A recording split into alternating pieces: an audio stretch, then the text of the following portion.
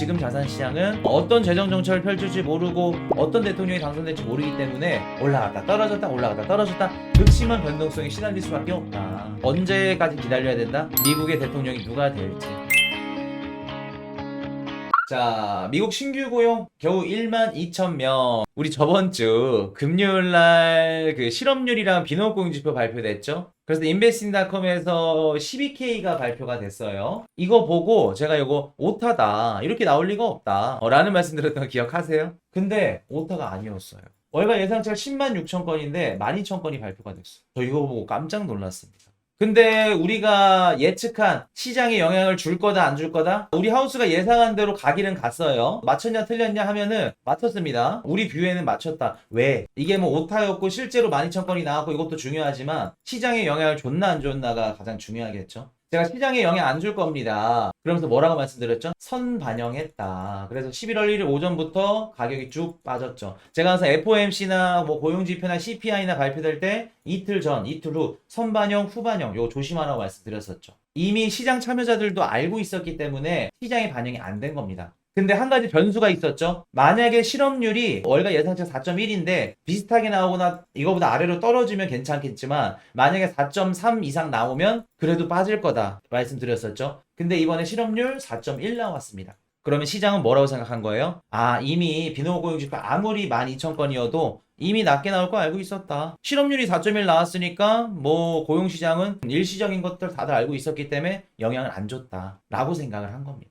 그래서 좀 디테일하게 지표들을 봤더니 보잉이 파업하면서 제조업에서 46,000개가 감소했어요. 보잉이 좀 차지하고 있는 보잉 건수가 많기 때문에 46,000개나 빠졌어. 그리고 운송장비업에서도 44,000개. 보잉이 빠지면 당연히 운송장비업도 빠질 수밖에 없겠죠. 대신 일자리 증가가 헬스케어 51,000개, 그리고 정부에서 4만 개 공급했더라고요. 그래서 어떻게 보면 조금 맞춘 것 같아요. 이 부분을 한 12,000개 정도 해가지고 너무 마이너스 뜨면 안 좋으니까 마이너스 안 되게끔 정부가 한 4만 개를 밀어 넣어줬다. 저는 그렇게 봅니다. 그리고 실업률 4.1 나왔고 실업률 4.1 나왔다는 건 시장에 큰 영향 없다. 그리고 실업률 4.1이 월가 예상치대로 나온 게 중요한 게 뭐냐면은 이번에 허리케인, 보잉 파업 이런 것들은 일시적인 지표죠. 날씨나 파업이나 이런 일시적인 지표들은 실업률에 들어가지 않아요. 실업률 추산할 때 이제 어떤 것들을 기반으로 잡냐면은 파업이나 날씨나 이런 일시적인 것들은 실업 상태로 간주하지 않습니다. 그렇기 때문에 4.1이 나왔다. 자, 근데 한 가지 변수가 생겼습니다. 제가 11월 달 금리 동결될 가능성이 높습니다 라고 말씀드렸었죠. 11월 8일 날 FOMC 있습니다. 동결 가능성을 높게 봤는데 금리 인하 가능성도 열어두셔야 될 것 같아요. 왜냐면 이번에 고용지표 나왔는데 8월달, 9월달 고용 수치도 11만 2천 개 가까이가 하향 조정됐습니다. 쉽게 말해서 연준이나 우리 시장이 바라보던 미국의 고용시장이 생각보다 안 좋다는 얘기예요. 그렇기 때문에 11월달 25bp 인하 가능성 우리가 열어둬야 된다.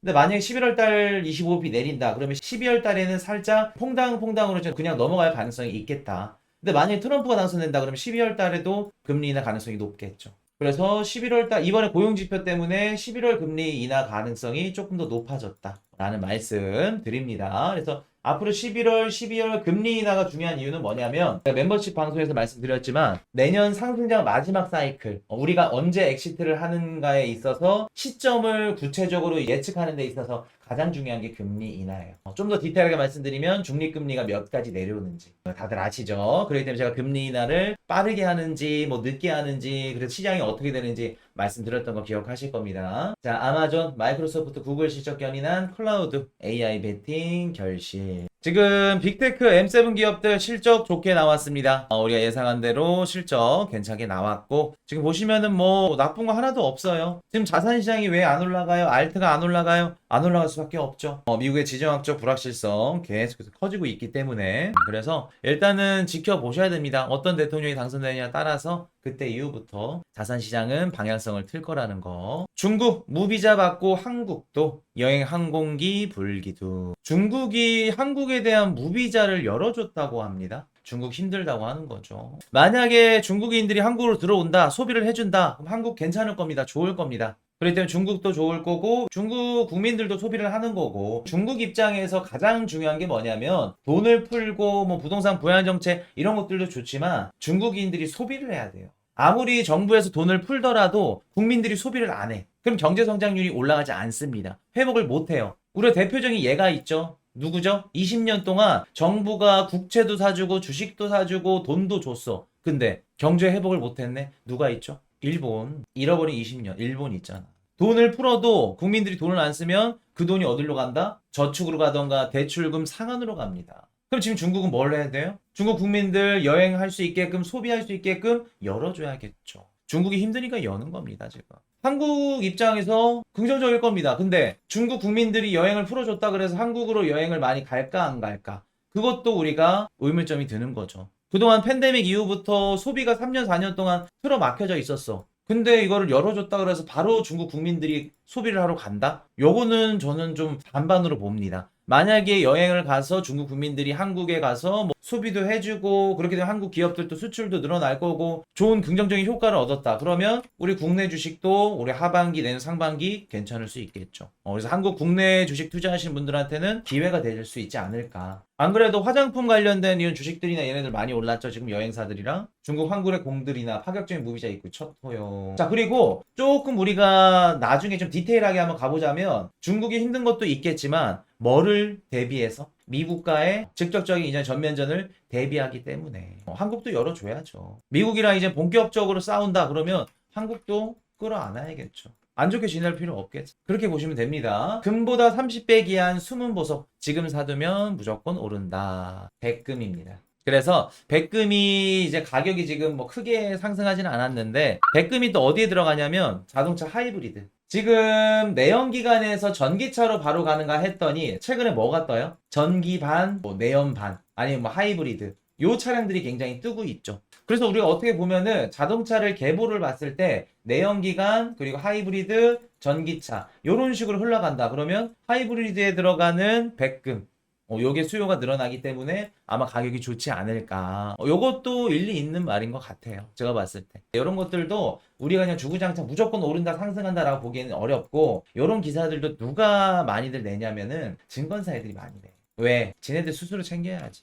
이러면서 마지막에 어떤 얘기들 써있냐면은 무슨 증권사에서 무슨 ETN 상품이 많이 팔리고 있다. 그거 사라는 얘기지. 그러니까 우리가 이런 기사들 딱 봤을 때 맹목적으로 백금 가격이 미친 듯이 오를 거구나. 지금이라도 투자해야겠다. 그렇게 접근하지 말라는 겁니다. 제가 이거 백금 무조건 오른다, 좋다라고 이거를 알려드리기 위해서 갖고 온 게 아니라 똑같은 기사를 보더라도 여러분들은 당하면 안 된다는 거예요. 이 기사나 이런 글들, 이런 분석들이 맹목적으로 하고 싶은 말이 뭔지를 우리가 내면에 있는 얘기를 알아야 된다는 얘기죠. 자, 미국 대선 해리스 트럼프 초박빙의 미 달러화 약세. 최근에 해리스 지지율이 쭉 올라가면서 달러화 가치가 또 약세로 갑니다. 퍼스트 아메리카 트럼프보다는 조금 적게 할 거야 라는 생각에 달러가 약세로 돌죠. 금리도 다시 떨어집니다. 그래서 지금 우리 자산 시장은 올라갈 수 없어요. 올라갔다 떨어졌다 올라갔다 떨어졌다 극심한 변동성에 시달릴 수밖에 없다. 어떤 재정 정책을 펼칠지 모르고 어떤 대통령이 당선될지 모르기 때문에 지금 자산 시장은 언제까지 기다려야 된다? 미국의 대통령이 누가 될지.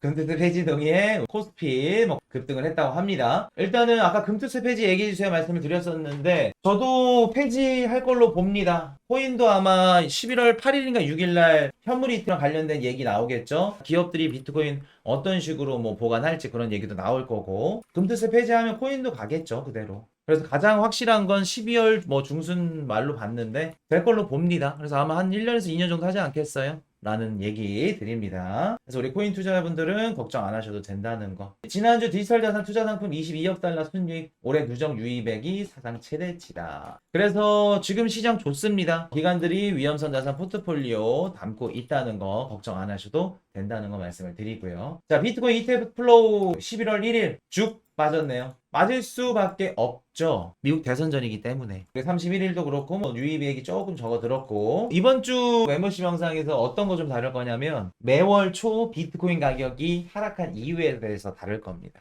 그래서 요거를 우리 상승자한테 어떤 식으로 써먹을 건지 말씀을 좀 드릴 거예요. 꼭 보셔야 된다는 거. 자, 이더리움 ETF 1000만 달러 유출이네요. 반응 없습니다. 크게 걱정 안 하셔도 된다는 거. 코인은 2년 후에 금투세 2년 유예면은 코인도 2년 유예죠. 2년이 됐든 1년이 됐든 유예하면은 좋은 거지. 내년에 다 끝낼 생각 해야지. 자, 가도록 하겠습니다. 11월 5일 미국 대선 있죠. 내일입니다. 내일 당장 발표는 안 날 거예요. 한 최소한 3일에서 한 5일 정도는 지켜보셔야 됩니다. 11월 7일 미국 신규 실업상 청구 건수 발표가 되고 연준 금리 결정 인하 가능성이 좀 높다는 거. 이번에 나온 공용 지표 때문에. 그리고 소매 판매 중요하겠죠. 근데 큰 의미 없다. 시장의 방향성을 한번 틀어서 상승한다 그러면 계속해서 올라간다.